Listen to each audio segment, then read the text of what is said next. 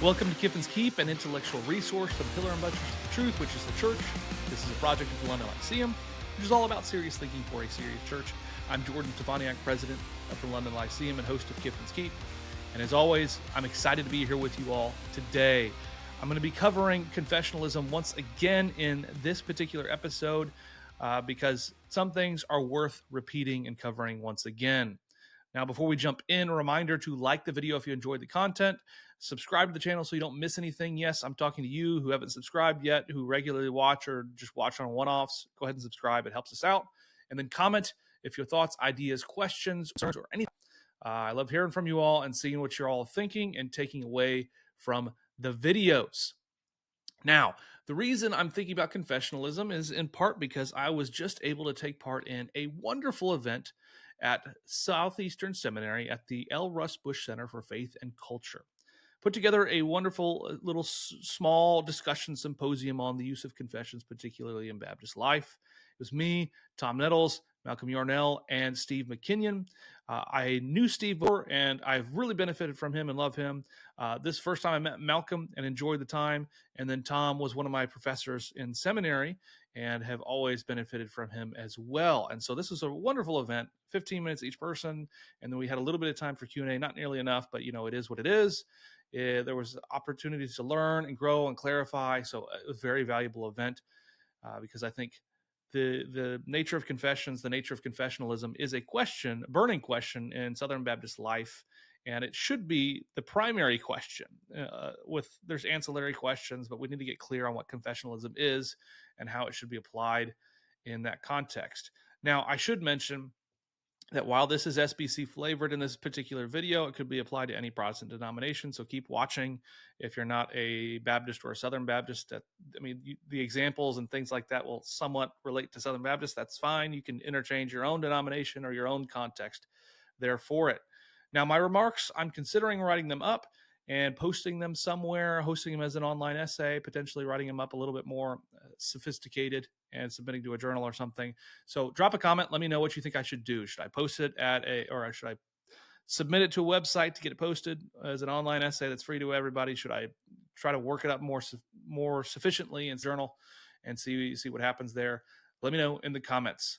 Now, what I argued fundamentally is that confessions are necessary, and not necessary in just the utility sense. Not just these are necessary to have a healthy, sound church or healthy, sound association, but healthy in a modal sense of it's impossible to not have a confession. Everyone has one. So let me explain that. I think fundamentally everybody has a set of beliefs. The question is whether they write them down and make them publicly available for critique. So everybody is a confessionalist. Everybody has a set of doctrines that they think are necessary and sufficient for being a Christian, for being a Baptist, for being whatever denomination it is. And if you cross these lines, then you are no longer whatever it is. They're just sort of like identity conditions to some sense.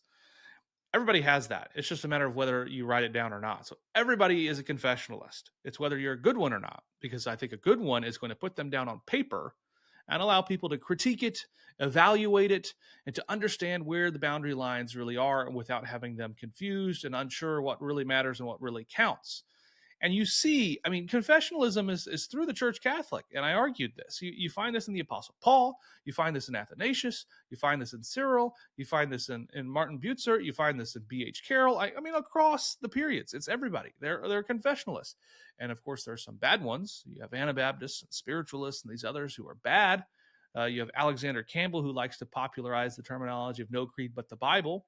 But of course, that is a creed in and of itself. And even the Churches of Christ, fascinating. So I just did an interview for a podcast with two gentlemen on the Churches of Christ, the history of it, and it's just fabulous. They were fabulous people, and it was really interesting to hear that even in the Churches of Christ, partly started by Alexander Campbell and his anti-confessionalist, anti-creedalist spirit, thinking that creeds and confessions would bind consciences and all these things, are now the value, necessity, and inescapability of confessionalism. And they recommended this awesome book that I just got, In the Great Stream, Imagining Churches of Christ in the Christian Tradition by Leonard Allen. I've only read a little bit of it, but it sounds great and it sounds fascinating. It sounds like they realize and recognize that you have to be a confessional people. The question is whether you're going to be a good one or not. And so Baptists have used them, Southern Baptists have used them. It's just across the board. And confessions, I argued, serve at purposes. Maybe you could add more. Maybe you could sort of sync these into just two things instead of having four. But here's the four ones that I gave. They guard the faith once for all delivered to the saints. They protect churches from imposing personal interpretations on others or protect associations from doing that. Whatever the group is, they protect the individuals, whatever the individuals are, from these personal hobby horses and interpretations and things. Then third, they promote unity by having transparent boundaries and emphasizing commonality. And fourth, they serve as time-tested pedagogical tools. And I gave a great, I think, test case of the Philadelphia Association, Baptist Association, which was the first Baptist association in America, first and only one for like 40 plus years, and it has a tremendous and significant impact on Baptists in America and ultimately on Southern Baptists.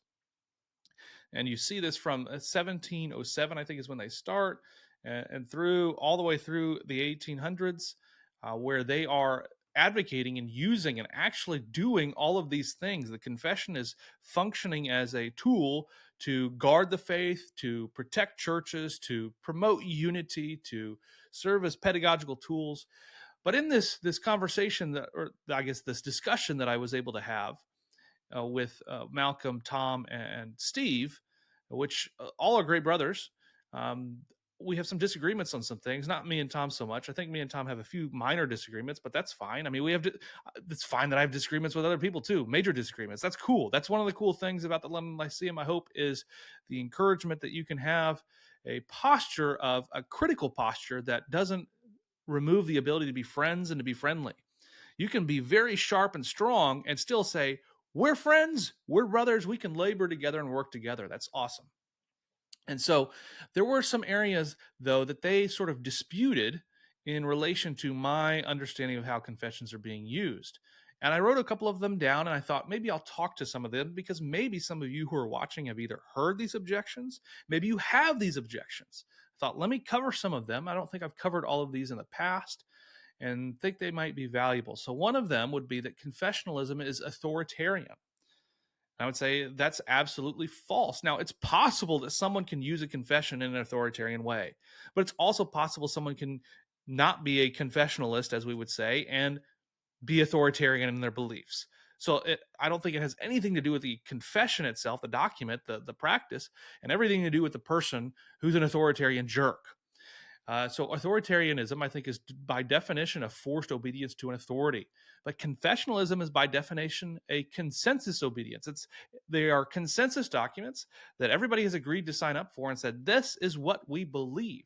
When it's a consensus, that authoritarian aspect is losing its power. I mean, if everybody agrees to say it, it's not authoritarian to keep people at their word and say, let's be honest and forthright about and be committed to what we said and what we signed or what we agreed to, whatever that may be.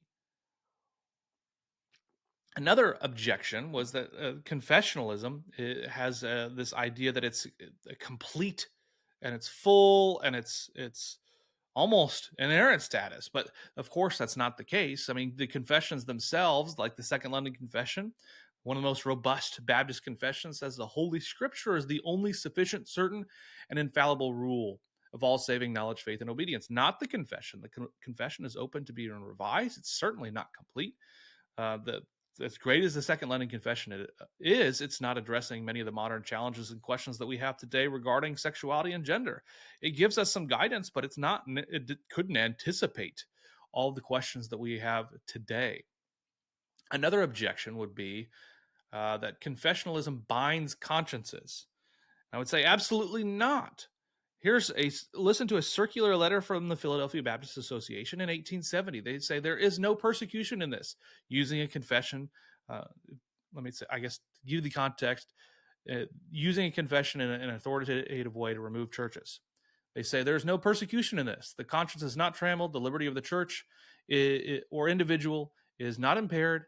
The church and the association has rights and liberties as well as the individual, and in exercising them does not invade the sanctity of individual conscience or interfere with the right of private judgment.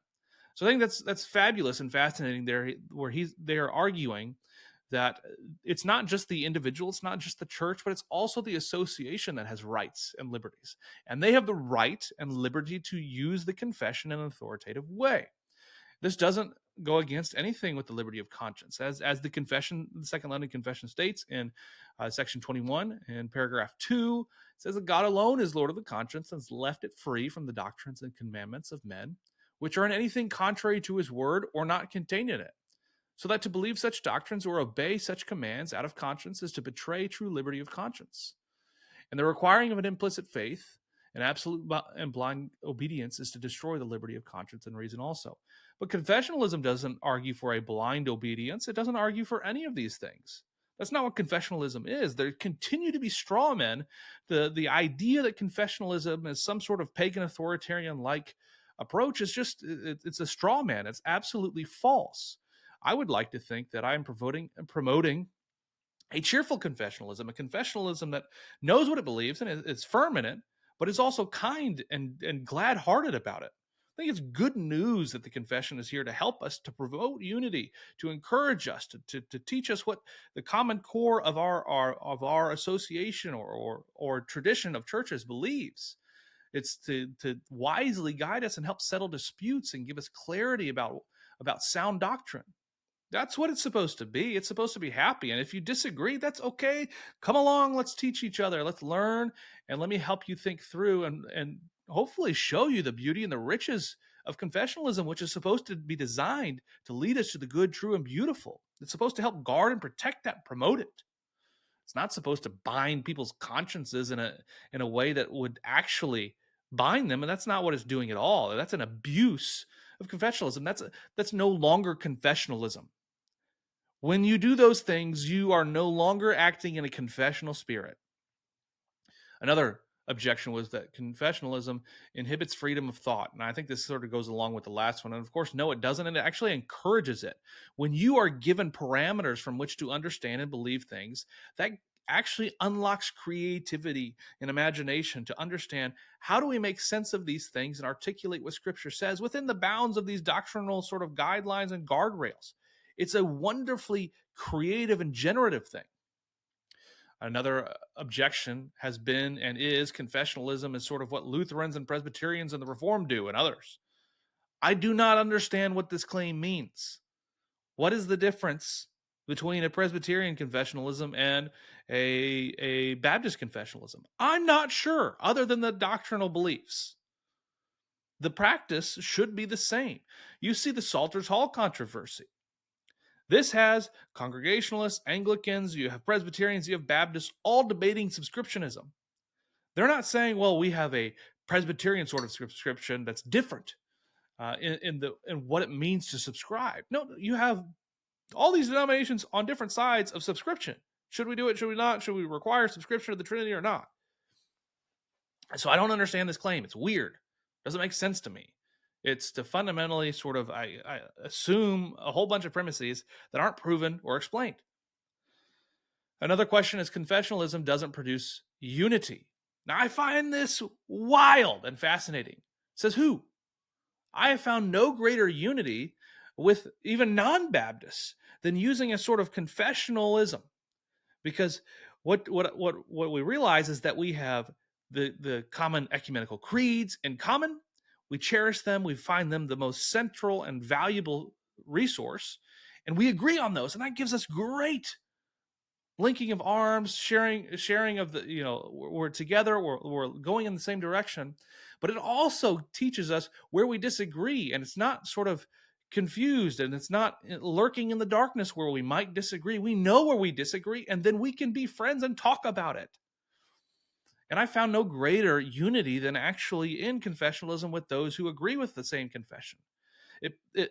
It reduces the division. It reduces the need to ask questions and to have suspicion and to have concerns. You just agree on these things and you can move forward. It's wonderful. I have no idea. You'd have to prove that they don't produce unity, and you cannot do. There is significant, the list of experiences is endless to show that they produce unity. I don't know how you could claim they don't. It doesn't make sense to me. Another question, or I guess another, objection was that confessions are not boundaries. Again, I have no idea how this is a legitimate objection. They are by definition boundary documents to teach us what is true and what is not. Another objection is confessionalism eliminates sort of the varied traditions. This might be SBC specific, but it could be applied to others as well. But you have all these different SBC today traditions, the different sort of like affinity groups, and you could go back in time and say, well, you have Charleston and Philadelphia and Sandy Creek, and if you require a confessionalism, then you're going to eliminate those and just have one tradition. And I say, says who? All of them can agree to the basic Baptist doctrines, right? And if you want them all to be together, then you just have a thinner document that you enforce. This is not a difficult question. I'm going to continue to beat this drum over and over and over. Where is the limit? Everyone, even in this conversation that I just had, they all agreed that there is a limit. You cannot deny the resurrection and be a part of the Southern Baptist Convention or be part of any denomination. You cannot deny the deity of Christ. You cannot affirm homosexuality. And so all I want to do is just keep asking the question, where is the limit? Where is the line? Can you be a paedo-Baptist in the SBC? Can you affirm various views of the civil magistrate? Can you affirm an establishmentarianism? Can you affirm a Catholic doctrine of justification? Can you affirm an open theism on divine providence? Depending on what you say to those, maybe you say yes to some of them. Maybe you say all of it, and I'm going to ask you to write it down. That's it. Everyone has a limit, and everyone's going to be pushed there and say, well, yes, I do think we should discipline churches that reject the resurrection, that say that Jesus wasn't actually raised from the dead. I don't think they should be a part of our association. Good, you're a confessionalist. Now, what I want to know, though, is where is the limit? And then let's write it down. If you don't think you should remove churches because they practiced open communion, okay, let's revise and remove that from the Baptist faith and message. It's not a difficult conversation. It shouldn't be. If you want a bigger tent, if you want a wider net, that's cool. Then do it. But the idea that you can enforce a particular aspects of a confessional document and not tell anyone which ones they are opens you up to powerful people with money and influence making those decisions in backroom closed doors and not telling anyone and no one having any idea and creating all sorts of division and suspicion and removing and destroying trust, which is the foundation of cooperation. Without trust, you cannot cooperate. You cannot cooperate well. And if a denomination is designed to come together to pool their resources and all of the people that they have to educate, to train ministers, to plant churches, to send missionaries, you need to be able to trust one another and work together and understand what you're doing together. The pragmatics should not be very difficult in this. And if you're concerned that, well, this church gives a lot of money and they would be removed because they allow whatever it is, maybe they allow a Catholic doctrine of justification. Well, then, okay, you have a decision to make.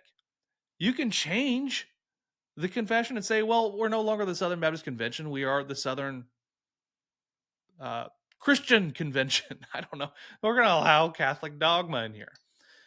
Or you can say, nope, they're going to be removed because it's important for us to make sure that we are in agreement and moving in the same direction. If the only sort of entryway is money and financial contribution, and you want to get rid of, you are setting yourself up to no longer be a Baptist denomination or whatever it is.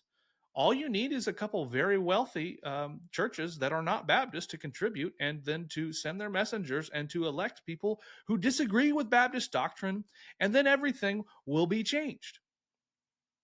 So you should have a document written down of what you believe and saying, yes, if you're going to be a member of this association for these purposes, you should agree to this.